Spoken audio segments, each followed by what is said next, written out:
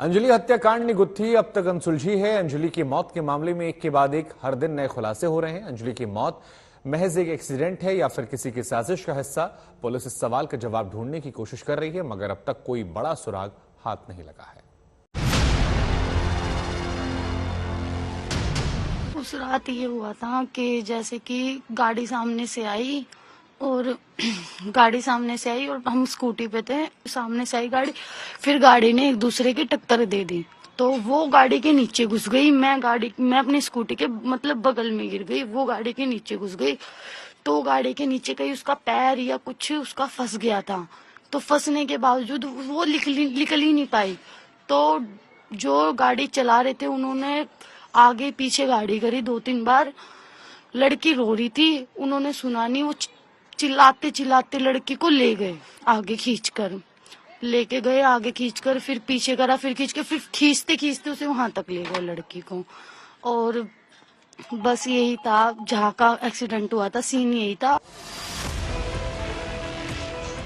सोचिए कितनी आसानी से निधि ने पूरे केस की फाइल को बंद करने वाला बयान दिया, जैसा दिल्ली पुलिस ने दिया था। खुद को अंजलि की सहेली बताने वाली निधि से जुड़ी दोनों पहेली सुलझनी जरूरी है। पहेली नंबर 1, हादसे के वक्त मौजूद निधि अपनी दोस्त को मौकाए वारदात से छोड़कर क्यों भाग गई? क्यों निधि ने फौरन दिल्ली पुलिस को वारदात की इत्तला नहीं दी?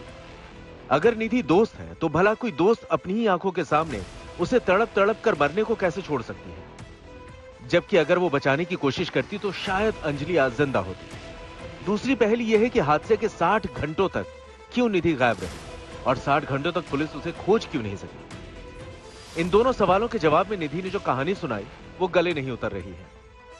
बिल्कुल अपनी शुद्धि में नहीं थी, मैं अपने होश में ही नहीं थी कि मैं जाकर पुलिस को बताऊं। मैं सोची कहीं वो बात मेरे पे ना आ जाए। एक होता है ना कि मेरे को लगा कि क्या करूं मैं, मेरे को जो ये ठीक लगा कि मैं अपने घर पे जाऊं, अपने घर पे बैठ के शांति से सोचूं क्या करना है क्या नहीं। कुछ नहीं समझ में आया, तो 2 दिन बाद पुलिस ने पूछा तो मैंने पूछताछ में सब बता दिया। ऐसे ऐसे हादसा हुआ था, ऐसे ऐसे उस लड़की का एक्सीडेंट हुआ और उस दौरान मैं बच गई। किस्मत इतनी अच्छी, मैं बच गई और वो लड़की उस हादसे की शिकार हो गई। सामान्य हालात में ऐसा नहीं होता है जैसा निधि कैमरे पर बयान कर रही थी। तभी तो अब निधि की भूमिका की जांच की भी आवाज उठने लगी है। जो भी दोषी हैं इनको फांसी की सजा होनी चाहिए और ये जो लड़की अंजलि की दोस्त बताती है अपने आप को, इसकी भी जांच होनी चाहिए। सवाल इस वीडियो में भी है। दावा यही है कि हादसे के बाद निधि सीधे अपने घर पहुंची।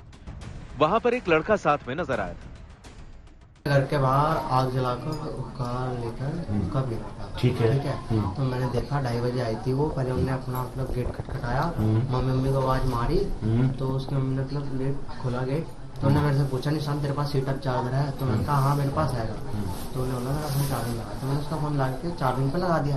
बस मैं लगाकर बाहर ही आया था, इतने में उसकी मम्मी ने गेट खोल दिया। तो उन्होंने को जल्दी मेरा फटाफट फोन ला के दे दिया, कॉल कर दिया। निधि सब जानती है, लिहाजा उससे जुड़ी कंट्रोवर्सी की वजह भी है। 60 घंटे तक गायब रहने की कई वजह हो सकती है। पहली आशंका, निधि को पूरा मौका मिला, क्या बताना है क्या छुपाना है। दूसरी आशंका, पूरे मामले में खुद को निर्दोष साबित करने की प्लानिंग। तीसरी आशंका, केस को कमजोर करने के लिए निधि को अपने हिसाब से बुलवाने का पूरा मौका। अंजलि के परिवार को निधि के बयान पर रत्ती भर एतबार नहीं। घर वालों का यही दावा है कि सोची समझी साजिश के तहत हत्या हुई है। यह हादसे का केस नहीं है। अब निधि सच बोल रही है या झूठ, तभी पर्दा उठेगा जब 60 घंटों की पूरी हिस्ट्री सामने हो। मतलब यह कि हादसे के बाद 60 घंटों तक निधि की बातचीत किन लोगों से हुई, निधि की कॉल डिटेल की जांच होनी चाहिए। निधि कहां गई, किन लोगों से मुलाकात की। अगर हादसे के बाद और बयान से पहले के 60 घंटों की मिस्ट्री से पर्दा उठे तो निधि के बयान का पूरा सच दुनिया के सामने होगा। अरविंद ओझा के साथ ब्यूरो रिपोर्ट, दिल्ली आज तक। सभी तरह की नई और पुरानी इंश्योरेंस पॉलिसी इस साल के आखिर तक में डिजिटल में तब्दील हो जाएगी। IRDA के निर्देश के बाद बीमा कंपनियां इस टारगेट को पूरा करने में जुट जाएंगी। इसके साथ ही बीमा क्लेम के आसान और जल्द निपटारे के लिए देश में जगह जगह स्पेशल क्लेम सेंटर खोले जाएंगे।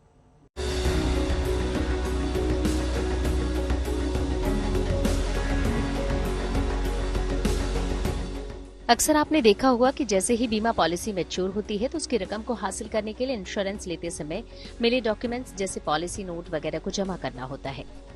इन कागजात के आधार पर ही बीमा कंपनी पॉलिसी की सत्यता की जांच करती है और पहचान पत्र जैसे जरूरी दूसरे दस्तावेज को चेक करके पॉलिसी की रकम ग्राहक के खाते में ट्रांसफर कर देती है। कई ग्राहक शुरुआत में मिले इन दस्तावेजों को संभाल कर नहीं रखते और फिर उन्हें नोटरी के पास जाकर हलफनामा बनवाकर जमा करना होता है। लेकिन 2023 में अब बीमा कंपनियां कुछ ऐसा करने जा रही हैं जिसके बाद पॉलिसी के इन डॉक्यूमेंट्स को संभालने की न तो जरूरत होगी और न ही इन्हें बीमा कंपनी से लेना होगा। यानी नए साल से इंश्योरेंस पॉलिसी खरीदना और उसे रखना बेहद आसान हो जाएगा। नई पॉलिसी तो वैसे भी काफी समय से डिजिटली खरीदना मुमकिन हो गया था, लेकिन 2023 के आखिर तक इंश्योरेंस कंपनियों को फिजिकल तौर पर रखे गए सभी पुराने बीमा प्रोडक्ट्स को डिजिटल रूप में तब्दील करना अनिवार्य होगा। IRDA के दिशा निर्देशानुसार 2023 के खत्म होने तक सभी इंश्योरेंस प्रोडक्ट्स डिजिटल फॉर्म में कन्वर्ट कर दिए जाएंगे। बीमा क्लेम के निपटारे के लिए भी अब बड़ी पहल की जा रही है। इसके तहत देश भर में खास तौर पर क्लेम सेंटर बनाए जाएंगे जिससे लोगों को क्लेम सेटलमेंट में देरी या परेशानी न हो।